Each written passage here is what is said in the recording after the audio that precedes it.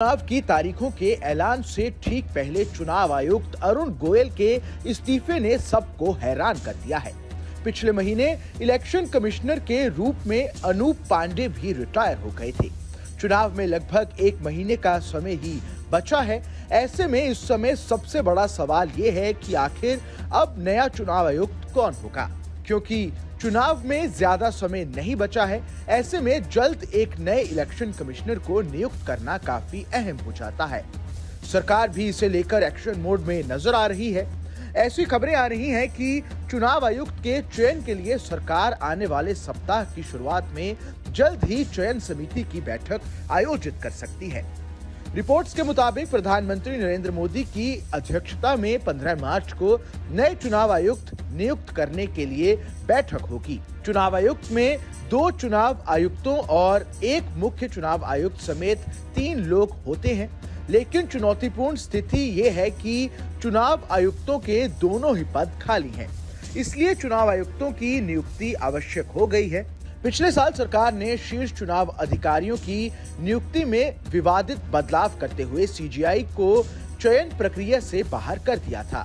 ऐसे में अब कानून मंत्री और 2 केंद्रीय सचिवों वाली एक खोज समिति आयुक्तों के लिए 5 नामों का चयन करेगी।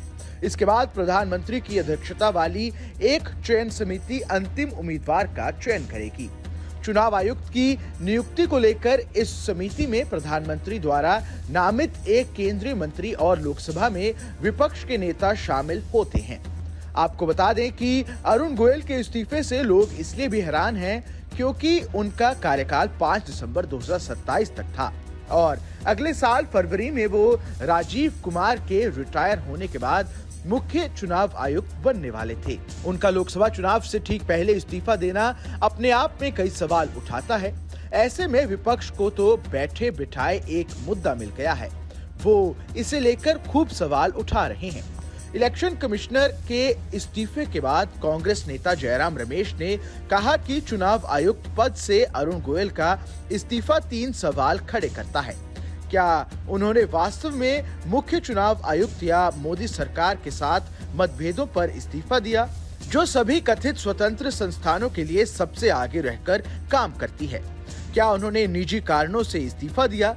क्या उन्होंने कुछ दिन पहले कलकत्ता उच्च न्यायालय के न्यायाधीश की तरह बीजेपी के टिकट पर आगामी लोकसभा चुनाव लड़ने के लिए इस्तीफा दे दिया था? कांग्रेस के बाद अब आम आदमी पार्टी ने भी सवाल उठाने शुरू कर दिए हैं। इस खबर में बस इतना ही। ये खबर आपको कैसी लगी हमें कमेंट कर जरूर बताएं। देश दुनिया की तमाम बड़ी खबरों के लिए देखते रहें न्यूज़ नेशन का डिजिटल प्लेटफॉर्म।